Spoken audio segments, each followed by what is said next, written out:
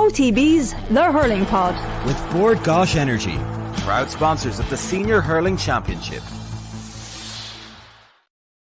Welcome along to the Hurling Pod on this Bank Holiday Monday. We got 1 week out of being called the three fucking nobodies. Because now, unfortunately, James Skehill, one of us is no longer a nobody. Yeah, Will, you're famous. You're on the last board now, Matt Cooper. Exactly, yeah, there you are. I think I'm slightly less famous than the man who adorned the start of the news on Sunday on TG Carr and on RTE.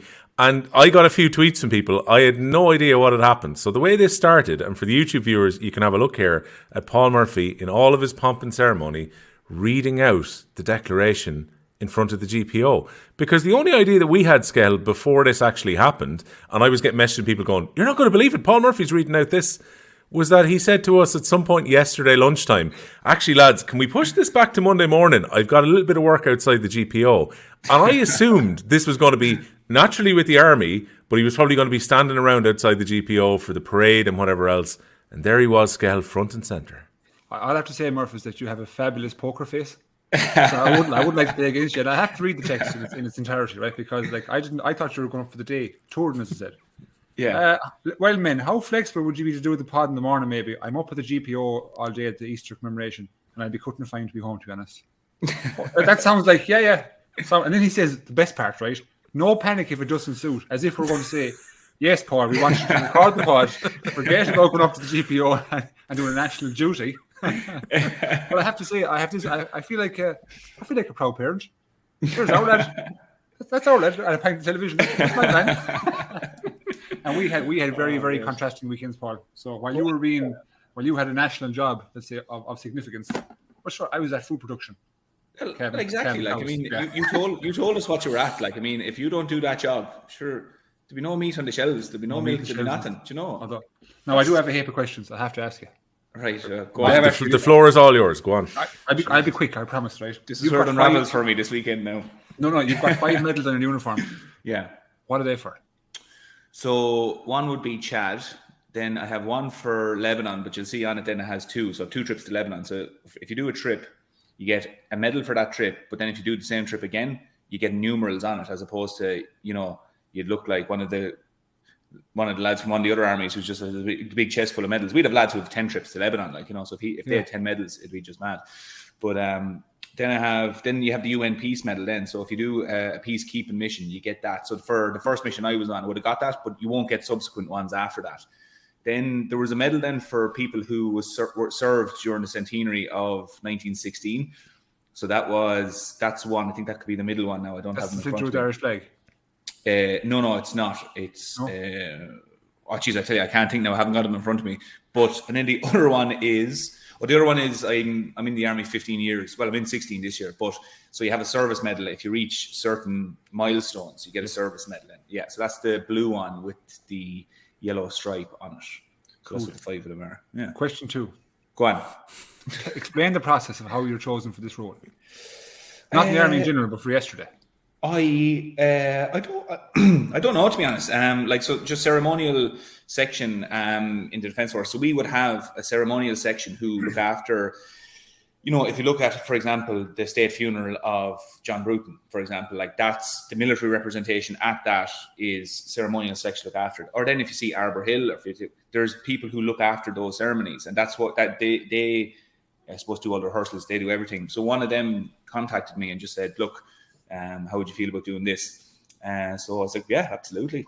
Said I would. So that was really it. I don't know what there was any meetings before that. How was your name mentioned? But just mentioned, asked, and that was it.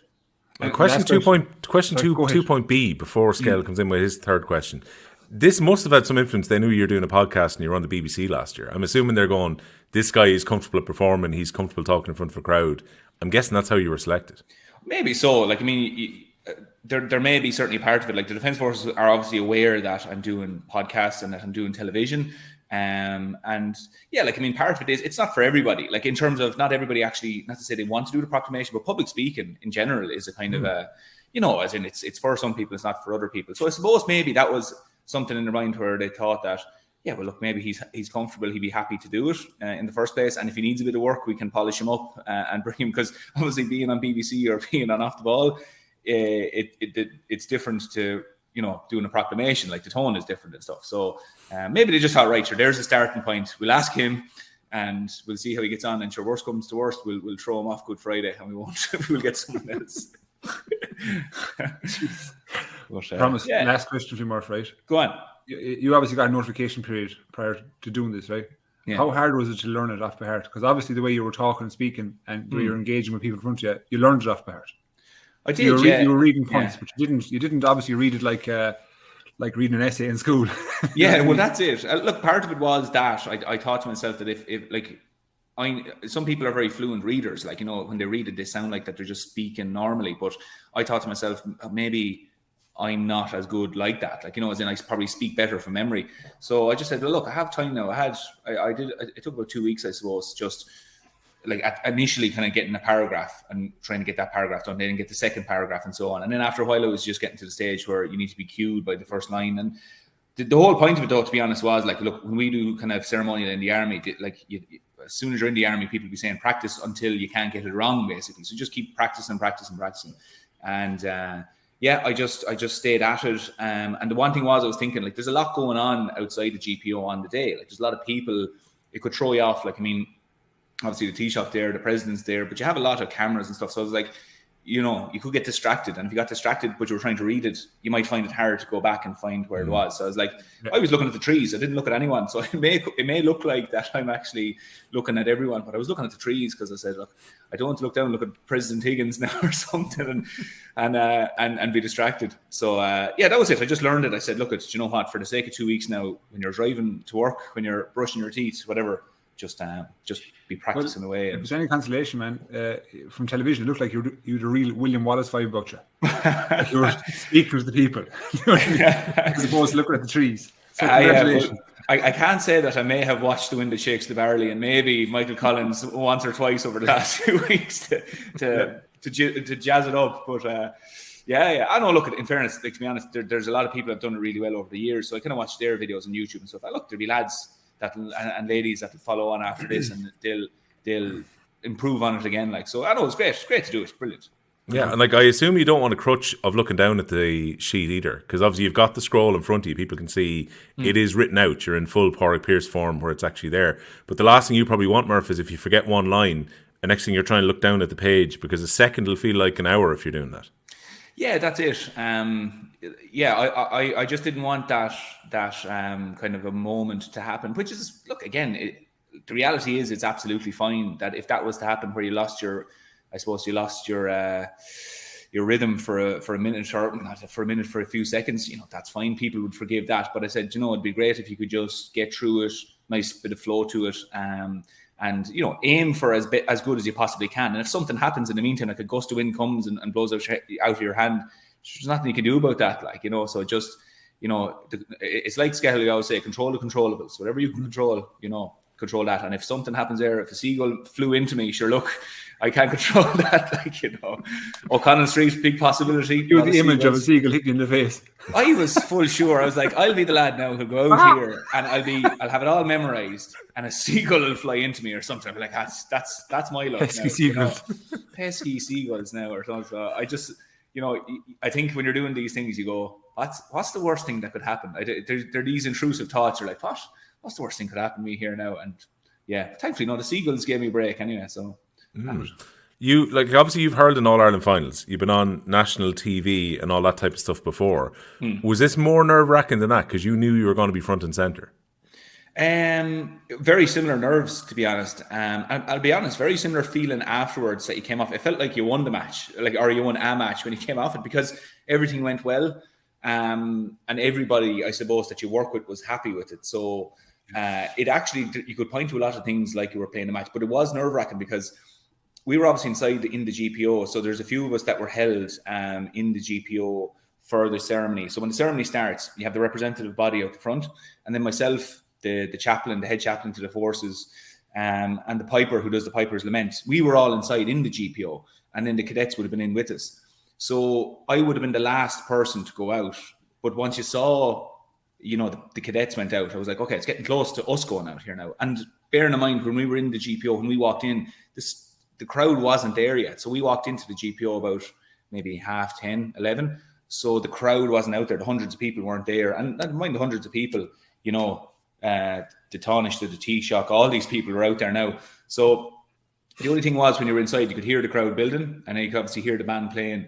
So when the chaplain went out, you're like, oh, it's getting close to me now. And then when the piper went out, and then actually I was just standing in the GPO on my own going, right, just get it right here now. Like, and when you walk out, just don't be distracted by the fact that there's just going to be hundreds of people around, So there was that nerves. It's like coming out the tunnel in Croke Park, You go into the dressing room, there's not that many people in the stadium, maybe there's a few. And then when you go out, the place is full. So it's just, trying to perform in front of that then, like, it was really it, I love it. I promise we're going to get into Clare and Kilkenny in a moment. But the last question on this, is this a one and done? Like, as you said, people have done it well previously and so on.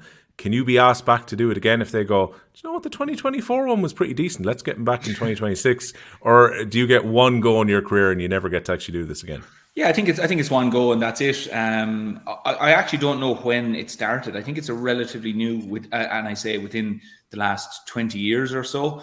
But yeah, there's been a lot of people. Obviously, each year it's changed, and this was just my one to do, and that's it. Yeah, so someone else will get the opportunity next time, and I think it's kind of, it's one of those things. It's a great kind of privilege in your career that you got to do that. If it's something you wanted to do, yeah. So the next person that comes along now, will probably get told over the next maybe few months or maybe closer to Christmas. Listen, will you do that? And like that'll be their turn to have, bring their family to Dublin and enjoy it. So yeah, that'll be it now for me. That's my one. I was very happy with it. So probably go out on top as well, just in case if they do ask me again. I'll just leave it at that. And one last question: how long were you hiding this from us? I didn't hide it from you at all, lads. But I was like, well, you did. You told us on the bloody day. But if you had told us a few weeks ago, we'd have been all over it. That's why I didn't tell you. No, to be honest, like, look, I'll be honest. I knew I was doing it myself. I knew, like, my family were going up and we're going to have a bit of a day. Like, it's gotten a nice reaction, and obviously from a GA perspective, people are interested because we're doing this, and our the people who listen to this pod, and my clubmates and stuff. So maybe I underplayed maybe people's interest in it. But look, at the same time, I was just going up to do it, and I didn't really think that. I apologise, lads. Sorry. Maybe Sorry. I underplayed. I don't know. Well, no, the reaction has been very good that I noticed, Skehill. There's a few people who seem to be still living in the 1920s who are calling him a free stater. I did notice that along the way. But a few army people who messaged me went, do you know what, he's done really well, and he's actually really well respected within the army. So that's probably the best compliment, Skehill, I can possibly give him, is that any of the army people, and they're all GA people who are in the army as well that actually messaged me, said he did a great job and he's very well respected within the army. So I expect, Skehill, he's going to have more of those medals than just the 5 fairly soon. Jeez, you will. And I will say, like, obviously a lot of the reaction you would have seen, Murph, would be via, I assume, social media. Because anyone who contacts you direct via phone here are not going to give you any kind of bad comments. But in social media, you'll always have I hate dickheads. It's as simple as that. I hate dickheads. But I thought you were deadly, I have to say. And I don't give out praise too easily. I don't give out praise too easily. Yeah. And I just can't get over how you memorised it under such pressure. Yeah. I know. Look, that was great. I was that was impressive. Yeah. And like it has to be like, I know you can't say it now, but I'll say it has to be a positive for your career going forward, for your path. If you know what I'm saying? I don't know. I haven't thought about it that way. But look, certainly, I suppose I met a lot of people yesterday of all ranks in the army that, like, it's a big organisation in many ways in terms of the amount of people we have. But there was people there who were part of the ceremony who, in their own right, I suppose, had their own important job and were feeling a bit of pressure doing it. And so when he or she did their job, from a parade commander to someone on the parade. There was a lot of kind of nervous faces around that people didn't want their own little part, to go wrong. So, when you're chatting to people afterwards, you kind of have that connection with people now where, you were all involved and nobody slipped up, nobody, missed a beat. So, you were meeting people afterwards and you're all kind of just saying well done to each other. So like from that point of view, you'll definitely meet those people down the road in work or overseas, and, you'll recognize each other and say, oh, geez, yeah, we did the GPO that day. So definitely from that point of view, you got a great sense coming away from the day that, yeah, I'm going to meet people here down the line that we did that day, and we'll have a laugh about it in the future, or, at least, you kind of have a bit of trust for the person, that you did something that day, So what you're telling me is you're going to be the general in the next 20 years. Oh, God. No. You're telling me. No. Well, like it, General Palmer. Oh, yeah, I can go with that. What's your actual rank at the moment currently? Remind us again. Captain. Okay. Yeah. There you go. I think I asked you this question like when we were probably 15 points deep after the live pod last year. How many steps away are you from me in the general? You said way too many steps, and I won't make it too close now. Do you ever see those? Do you ever see those like what do they call them, temples in like Tibet where there's like 4,000 steps, like, and it's just, or it's like that part in Ace Ventura where there's just thousands of steps and he's coming down it. That's the amount of steps now. Where I'm away from. Well, after yesterday, you're after finding a flipping lift. You're after finding a lift, man. So. Good. Right, we'll park the army chat for now, but it was nice to see Murph on TV kind of out of nowhere yesterday when neither of us were expecting it, genuinely.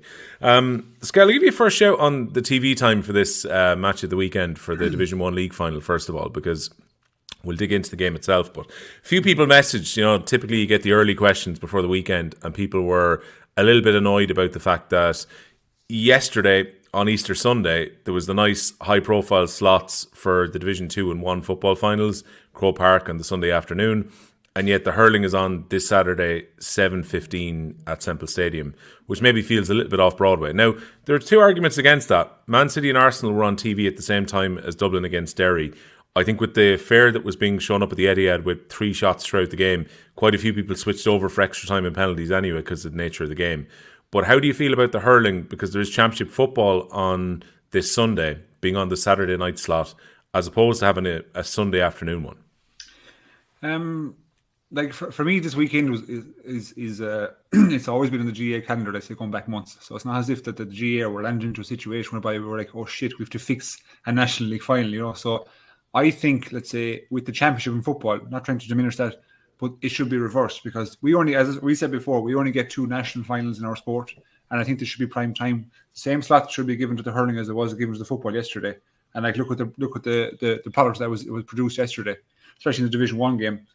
So I'm kind of disappointed, and I don't want to be one of these people like that'll be always banging the drum that hurling should be front and center of absolutely every single slot, because I understand it doesn't happen that way. You have to pick your battles, but for certain games, like, they should be number 1 slot. So I'd have no problem if you told me that the first round of a championship game in hurling was going up against a National League football final, given priority to the football final, considering it's a national final. So I thought that the same respect would be issued at the hurling.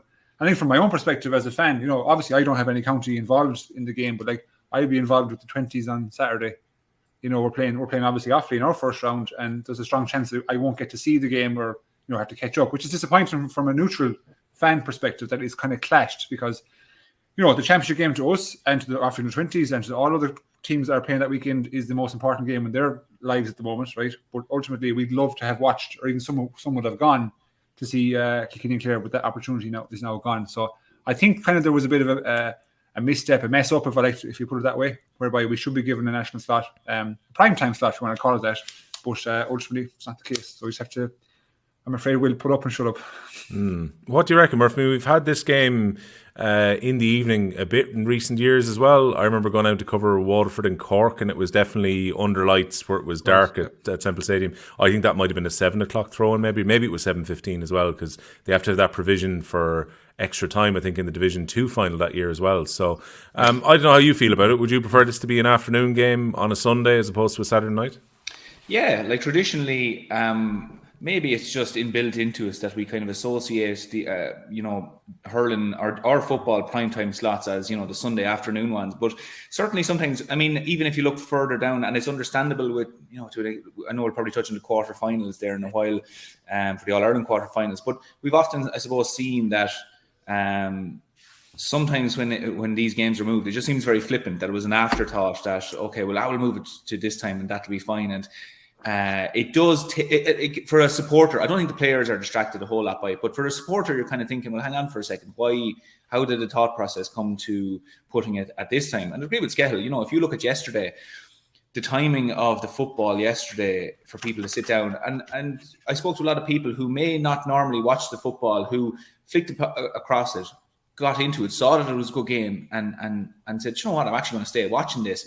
And as a result, you've now automatically probably brought in a few people, particularly with yesterday, brought in a few people that may not have been watching it over the last few years, whatever, might watch the next few matches, whatever.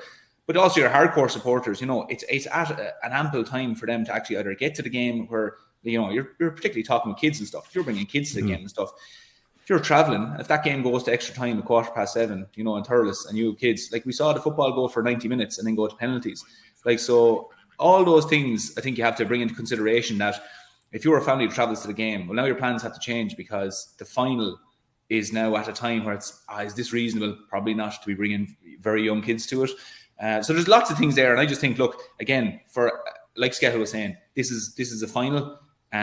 We understand other ones have to be moved, first rounds and different things, but a final should have its own little primetime slot. It should be there for everybody to access, be it on television or to actually mainly go and attend, because we're talking the importance of league finals. A real reflection of how important the league final is really the attendance. You'll see a lot of people if they're there or not. But this will actually take from a lot of people, I think, maybe getting to the game. Yeah. The quarterfinals, which you've already mentioned there, is probably going to piss a few people off. So Saturday, June 22nd is the same day as the URC final. So what has happened here is they've moved the game to the Saturday. But as a result, because that's on later in the day, we're going to have the early quarterfinals again. And I remember watching definitely a doubleheader a few years ago, which was on at lunchtime as well, and it really annoyed people at the time. But you're looking at 1:15 and 3:15 for those two quarterfinals. They're both going to be in RTE. And the main reason that they've gone to the Saturday is because the Tailteann Cup games were already locked in to be shown on the Sunday. And they're the games that RTE show on the Tailteann Cup each year, which are the two semi-finals. So as a result, we're then looking at June the 22nd. I'm just scrolling through the full list here. All-Ireland hurling quarterfinal, first one at 1:15, and the second one is on at 3:15. So Sunday, June 23rd at Croke Park. The Tailteann Cup semi-finals are on at 2 and 4. Now, the thing is, Murph, there's a lot of people arguing here that really, why can't we have the Tailteann Cup games on the Saturday and then let the hurling have the slots at 2 and 4 on the Sunday? Because there's a few weeks coming up here where there are tasty fixtures on the same day that have got the prime slots. Like, I'm looking at the day where you've got the Kilkenny against Galway game is on the same day as Limerick and Tipperary. So we're getting both games on the TV in the perfect slots there on the 28th of April. First game's at 2, second game's at 4. That's the ideal. Instead, this has been handed over to the Tailteann Cup and the football on the Sunday, while we're going to have two prime All-Ireland quarterfinals being played early in the afternoon on the Saturday. What's your thinking? Yeah, it's certainly a tricky one. It'd be interesting to hear, let's say even from the football point of view, what's their view on it, because they're looking at the Tailteann Cup going, well, in fairness to the Tailteann Cup, it's probably worked out really well. I'd say that would be a fair estimate of the Tailteann Cup. I mean, I'm thinking back of, wasn't it Westmeath, they don't know first Tailteann Cup?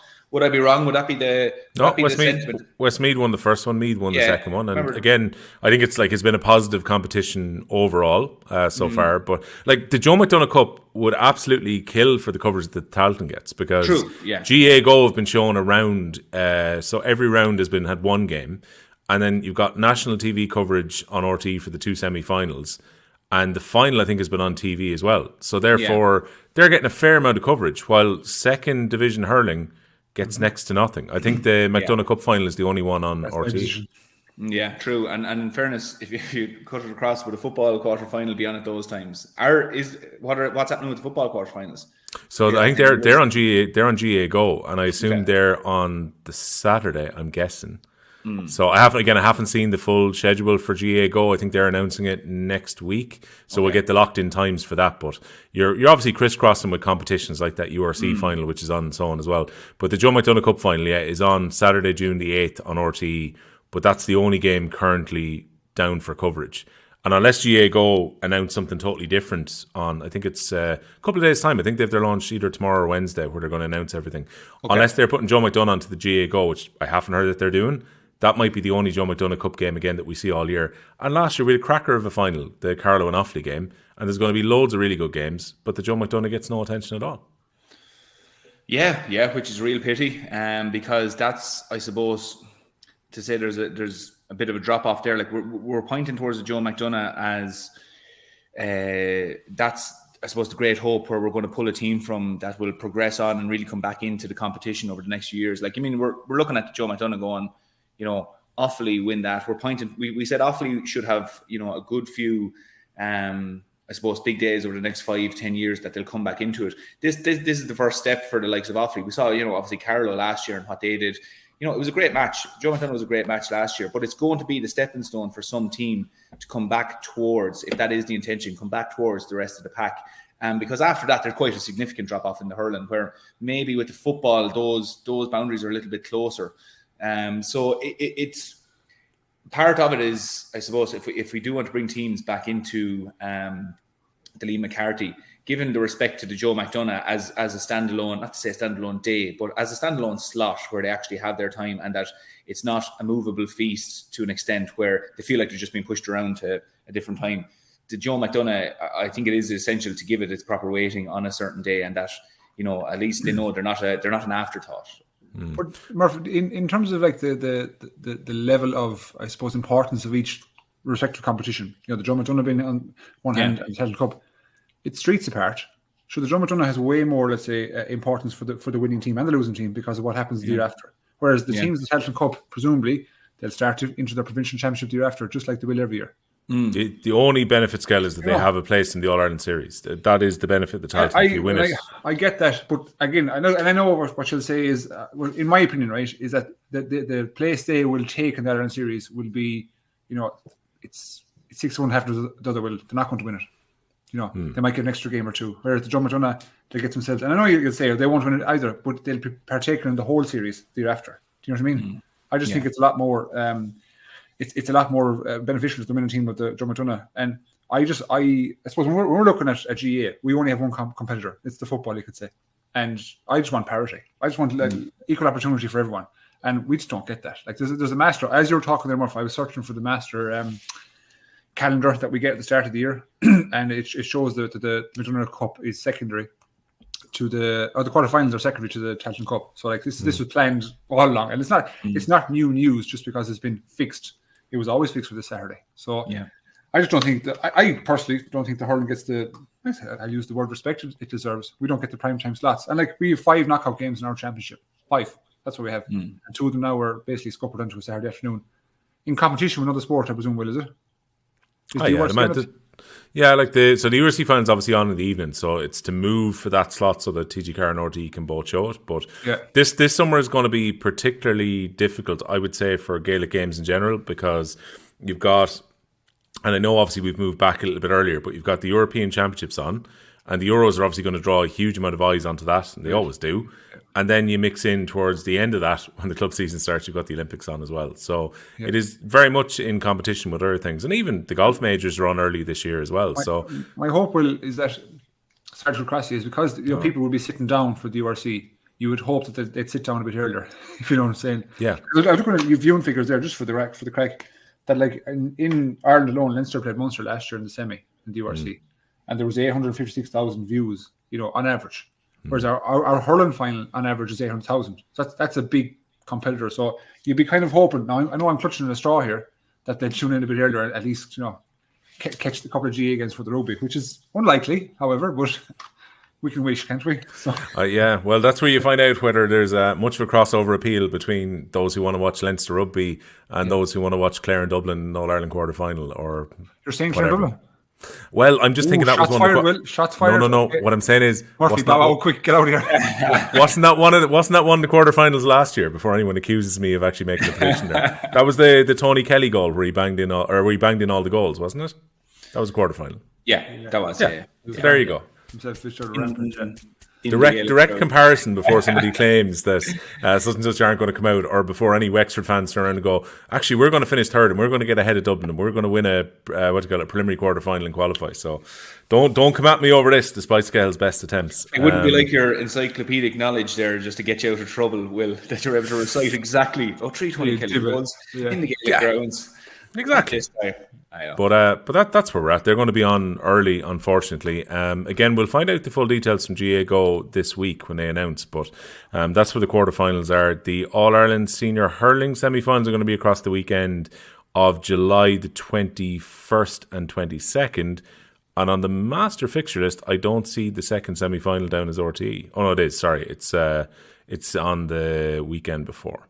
That's okay. And it's mixed with the Camogie quarterfinal this time around as well. So we'll just have to look forward to this. So sorry, July the 6th and 7th are the semi-finals. They're going to be with Camogie quarterfinals, And then the final, of course, is going to be on the 21st, which is at 3:30. So it gets a bit normal after the quarterfinals, but the quarterfinals is definitely where everyone is going to get annoyed. And it's the Leinster Senior Hurling Final, which is the late game this year, which is on with the Joe McDonagh Cup Final. So that's going to be a doubleheader in RT, 3:30, 6 o'clock. We'll be there, Murph.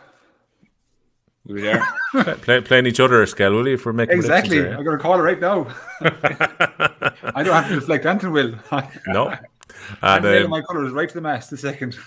good stuff. And the Munster Senior Hurling Final, 4 o'clock on the Sunday on June the 9th. So that was the RT fixture list for the championship, which came out on Friday. And straight away, people were going, what the hell are these quarterfinals they won on 1:30 and 3:30? What's this all about?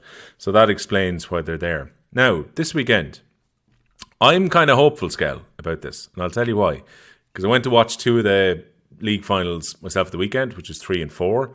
Then I watched a good bit of 2 and 1 on the telly yesterday. And particularly Division 1, where Derry and Dublin decided to have a slug at each other. And all thinking beforehand was, do you know what? Both these teams might hold back a little bit. They don't want to be giving away too much. They might play each other later in the year. And then we got a really, really good league final. Yeah. Can I hope for the same in the hurling on Saturday evening? I think you won't be too far away from Will, because I just think it's the beauty of competition. Like, it's our job in the media, if you want to say that we can build up all these scenarios and, you know, try get in the minds of Brian Lohan and Jerry Kling and say they're going to do this move and that move. But ultimately, it's we keep saying it's a national final, and there's lads in that panel. And I know from my experience and yours, Murph, if we're sitting in the dressing room, we're not caring about 3 weeks' time. You know, obviously it's important when it comes time. But right now, it's the battle that's in front of you. And whether you're in a Clare dressing room or Kilkenny, I guarantee you, because it's a national final, they're going to want to win it equally. Now, what the management teams do in terms of team selection, you know, obviously plays a part. I think that both of them will probably take this opportunity to see if there's someone who's on the periphery of the 15, someone who, let's say, was has featured a good bit in the league, has done pretty well. This is the last kind of, I won't say last chance, but the last opportunity to see, can they cut the mustard at a championship level pace, you know, against high level opposition. So for Clare, for example, I'd say Brian Lohan will look at, you know, he look at Smith in the corner, he look at Lohan in midfield. Can these lads really cut it? Because when the guys come back, the Tony Kellys, the SODs, and all these lads, are they going to keep them out? You know, and that's a great question to be able to have to ask your guys. Like, when you've got a panel of strength on both sides, that's okay. Let's throw you out in the national final. Let's see how you get on, and if you do well, you keep the jersey. It's that simple, regardless of who comes back. So I think that they both want to win the game, certainly, but they'll use this as a prime opportunity to see, what do I have? Because what's coming down the tracks in a month or two, let's say, I'm going to need XY personnel who've proven well in the league to show me in the championship. And I think this is the closest you're going to get now in terms of a championship game. So I think we're going to be treated to a really good game. Albeit the time is what it is, but Thurles just has this, I suppose, unique way of producing good hurling games, you know, especially in evening games. We've seen it throughout the years, and go back even further, what's been done in evening games, night games, you know, in Thurles for Saturday evening, whereby everyone calls it the home of hurling. It's my favourite place to play. I'd say, Murph, it's up in your tops as well. It's just something about the place. So I think we're going to get a really good game and a good battle, and I'd say the championship will be put at the back of people's minds for at least a fortnight. Yeah, because I think, Murph, when it comes to this almost works out perfectly in a way where Clare and Kilkenny know they can't meet until the knockout stage of the All-Ireland Championship, which we just mentioned, that's June. It feels a long, long way away before they could potentially play again. Yeah, unlike the football, where some of the teams that played at the weekend know they're actually playing next weekend. And in Westmeath's case, they play 5 weeks in a row, where you might have to conserve a little bit, or maybe you have to think about the load on the team at the moment. Both of these teams have got a little bit of time to get ready for the provincial championships after this weekend. They know it's a rare enough meeting between them. In Clare's case, they've lost a couple of All-Ireland semi-finals against Kilkenny, so they'll want to try and turn them over. In Kilkenny's case, I'm sure Kilkenny would love to get a first national title under Derek Ling before going into the summer. So it's well set up for both these teams to have a right good go at each other. It is, yeah. And, you know, one of the big points that, for me, kind of changed my perspective on this final was seeing how Clare approached Tipperary. Like, they were just... first 10, 15 minutes, they were so impressive, and I wasn't waiting around to see what Tipperary were going to bring. And I'll be honest, like, I was one of the first people saying that, I think they'll hold back a little bit. Let's say if you asked me a few weeks ago, if Clare were to get to a league semi-final or a final, I was saying, yeah, they're going to hold back a bit with Limerick on the horizon. But then when I saw that, I said, actually, Jesus, what's this? Brian Lohan appears to be taking an angle on this of, well, look, let's just not lose momentum. And as we've said, they've built a really good panel that there are lads going to lose out. Skehill said it there. You know, Tony Kelly, Shane O'Donnell, and these boys are going to come back. Someone will have to lose. Yeah, Ryan Taylor. You know, lads are going to have to lose out. So I can completely understand those players going, yeah, well, every opportunity I get, I'm in the shop window. I need to show Brian Lohan that I am a lad that he should be picking, because they do have lads who like are automatically have a jersey, and then after that it's up for grabs. And then when you look at Kilkenny, you know, Kilkenny are building on the back of, okay, a Limerick win, great. I'm sure they've parked it, but they're going, well, let's keep this building, because in fairness, I suppose, the sentiment around Kilkenny to an extent would have been, you know, maybe with, you know, as we see, like, you know, Richie Hogan step away or Park Welsh stepping away, and people kind of go, well, do they have people coming through to actually win? You know, so Derek Ling has an opportunity, I suppose, to compound that. Lads, look at, you know, players will always be stepping away and will always be bringing in players. That's just natural evolution of a team. But, you know, at the end of the day, we're in the league final now. We've bet Limerick. You know, we've had some moments where we really need to improve, but we've also had some really good moments through the league. And at the end of the day, if we weren't playing the league final, we were probably going to have a really hard training session anyway on the same day. So a match, to be honest, and you'll often hear people say it, like, nothing substitutes a match. You know, you can have all the hard training sessions you want. A match is the best preparation. And of course, there might be players with niggles and so on. Listen, you know, player X has a niggle, pull him out. But that's the opportunity then for maybe a few lads who came off the bench against Limerick. It's an opportunity for lads who maybe played earlier in the league but haven't got an opportunity since. And all those things put together, you'd have to say that, yeah, it's not a guarantee, but, you know, that there seems to be the right kind of mix of things there together that we should get a really good game. Now, I suppose it could be nearly lofty to think that we might get a Dublin-Derry. That was just, you know, it was phenomenal. But if we got a really competitive match with a bit of bite to it, and I think, you know, the fact that we know a championship is coming out would really get the appetite flowing, thinking that, right, this is brilliant. And like you said, we'll bring you back to your first point. The fact that these teams know they're not going to meet each other for quite a while yet, or maybe not at all, but definitely for quite not a while yet, that allows it that there's no need for shadow boxing. So yeah, maybe I'm hopeful, maybe I'm an optimist, but I think we do have the making of a really good game here. Yeah.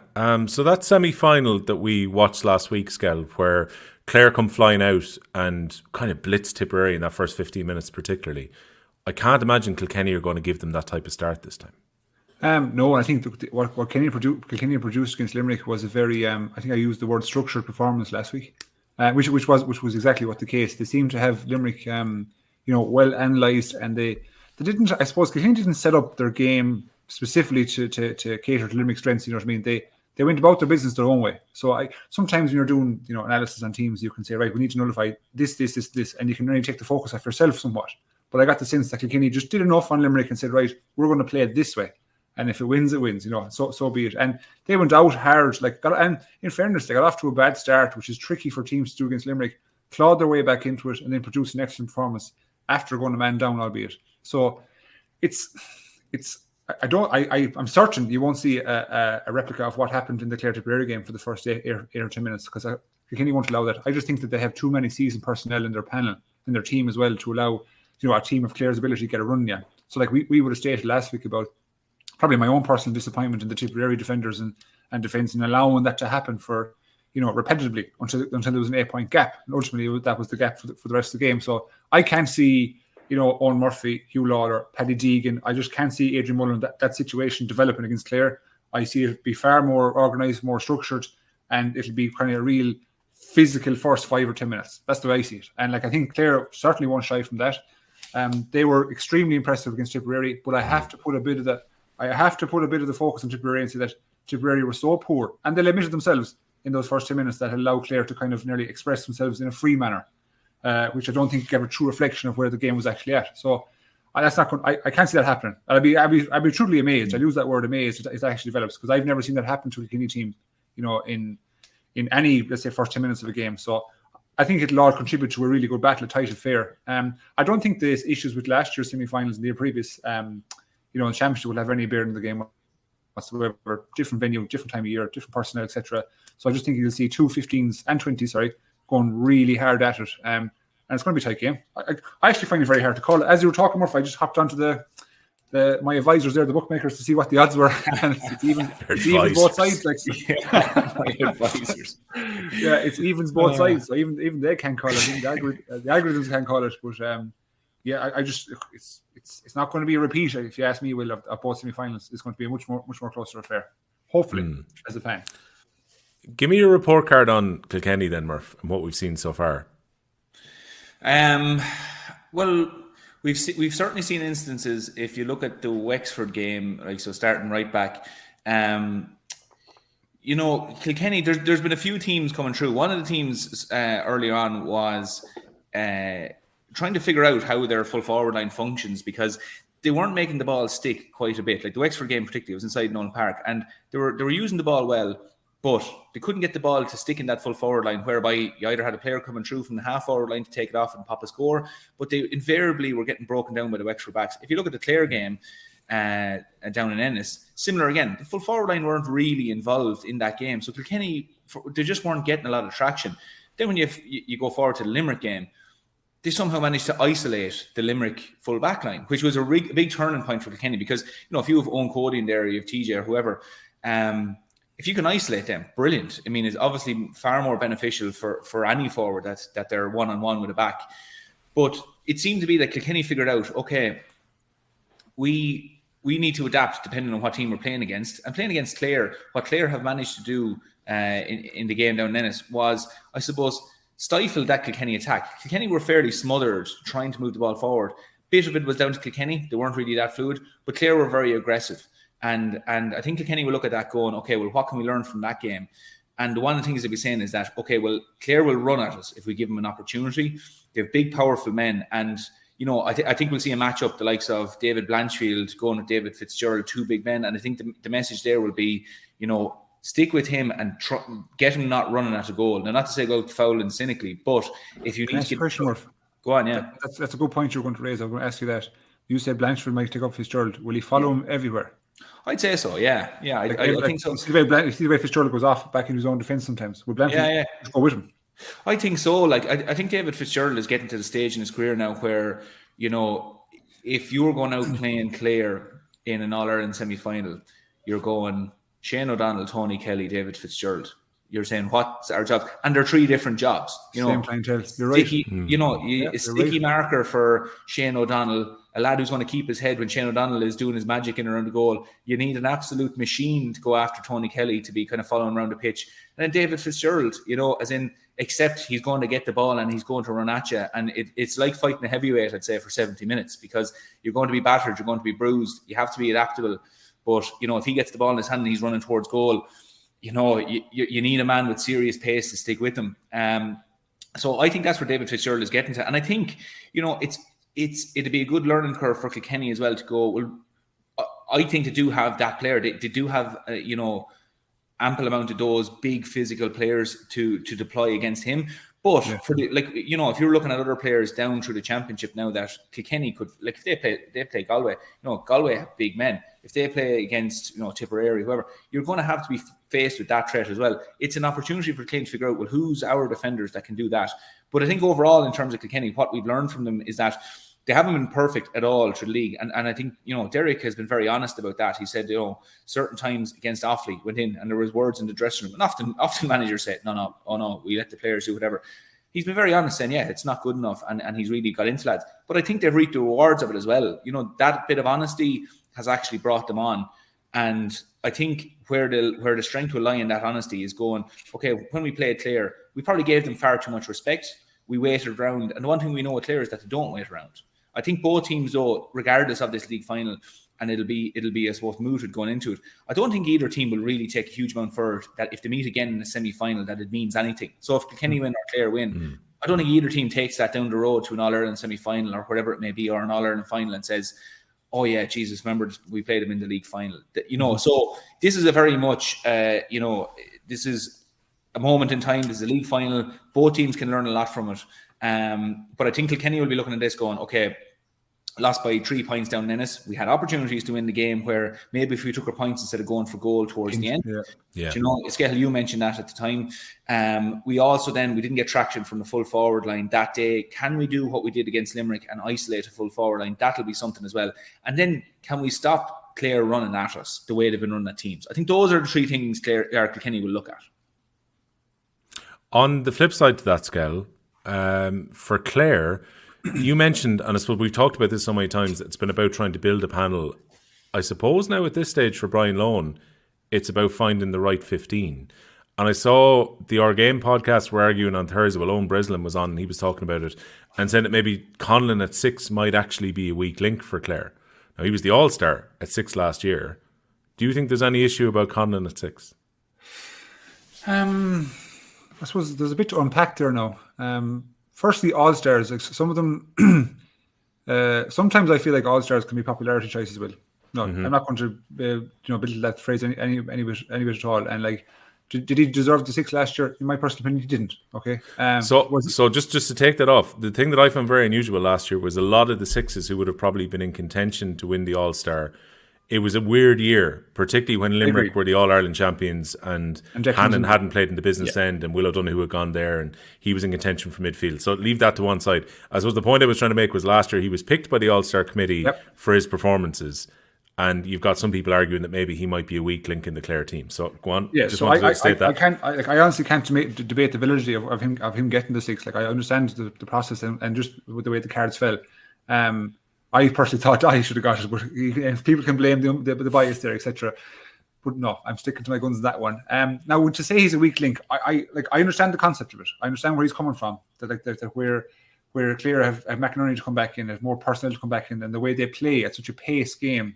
Energy power game that maybe John Conlon, the game is kind of, I won't say gone past him a bit, but at least he's not to that level anymore because he's more of I would call it a string puller if you like we'll sit in the pocket, dropping off a man, not going toe to toe marking, being kind of the quarterback if you like in that 6 channel and building plays. So sometimes I think what you'll see now with teams if he's at 6 is that people are going to go at him, they'll run at him. I don't know if I was over a team and he's hitting for 36 years of age, run at him. I'd run at him all day and see can we stretch his legs a bit, but I don't know will he be replaced. It's a fair. I understand. As I said to you, the thought process behind it, but I don't see it actually happening myself. There's no evidence to say that he needs to be replaced.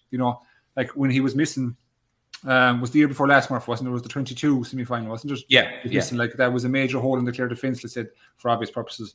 So I don't see that actually coming to fruition. And first and foremost, we used to see it in Galway all the time where we'd have certain personnel at 3 and 6 and then there'd be people calling for the replacement. But who do you put in? All right, Grant, we'll check these people out. But who are you going to put in now? So like if you take out John Conlon, who's going in 6? And the answer is not, it doesn't jump out at you from the page straight away. You're like, I'm not too sure. Because I presume McInerney will come back and he'll presumably go to 7 where he played really well. You'll have Jim and Ryan at 5. I can't see Jim and Ryan going into 6. And I'd say John Conlon will stick at 6.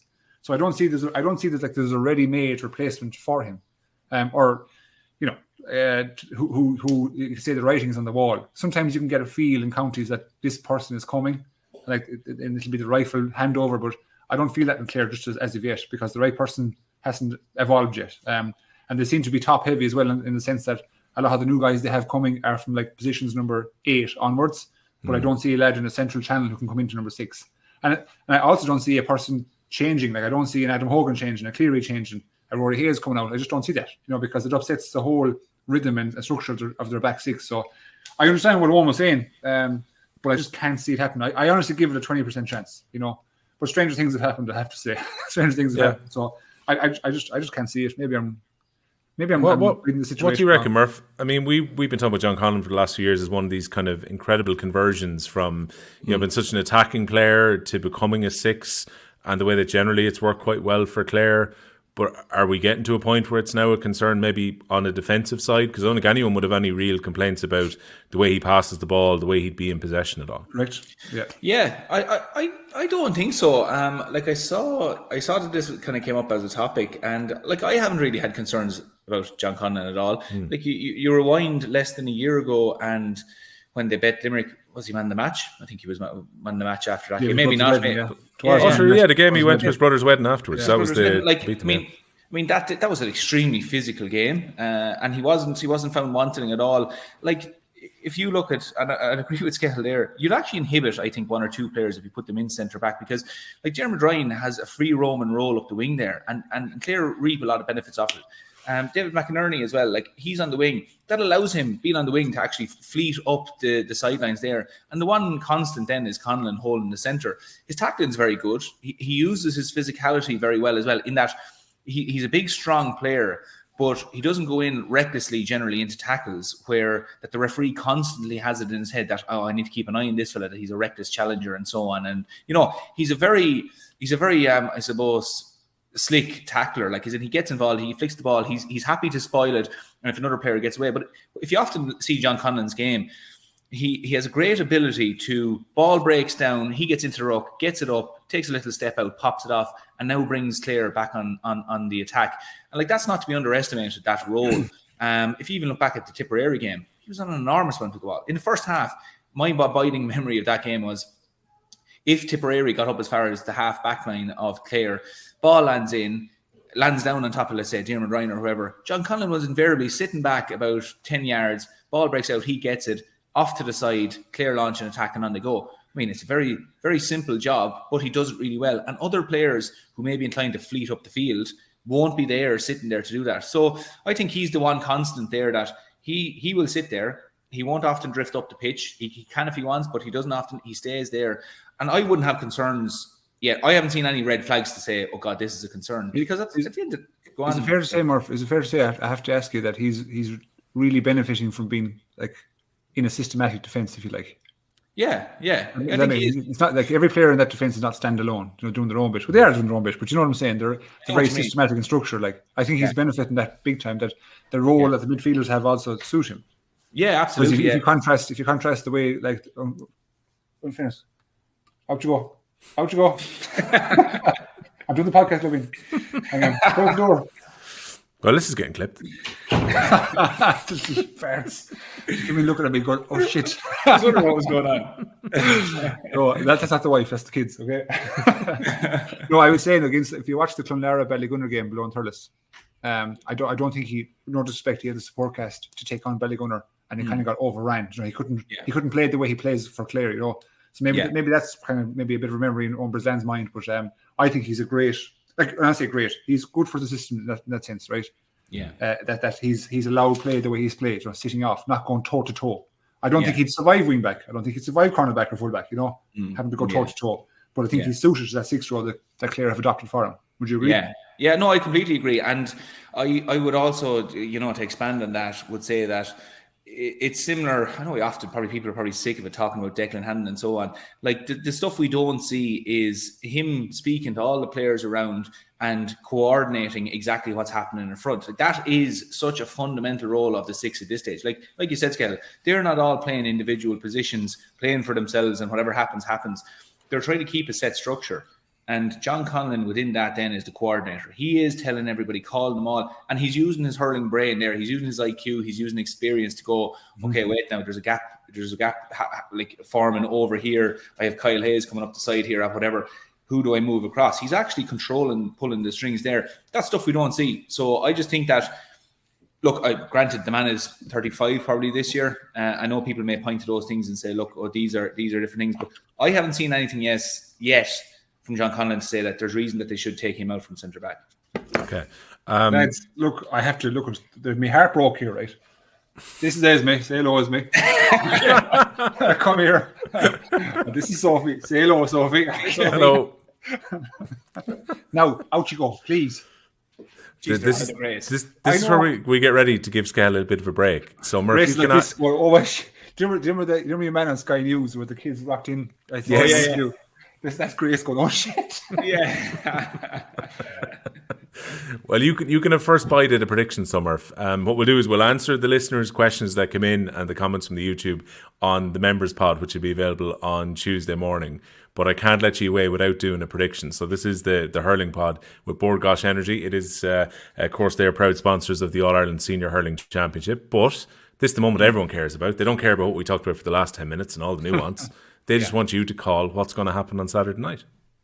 I will say, now, you already know where I'm going with this, but I said Kilkenny Clare in Ennis, I tipped Clare because I thought where the two teams were at the time, I thought Clare would just pip it. So I thought it was very, very honest there. I think Kilkenny have brought it on a small bit since then.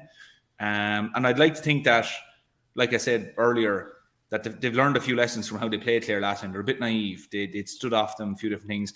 And coming off the back of the Limerick match, where they really brought it to Limerick. I think they're saying, look, we want to win a bit of silverware here. We want to keep the good mood going.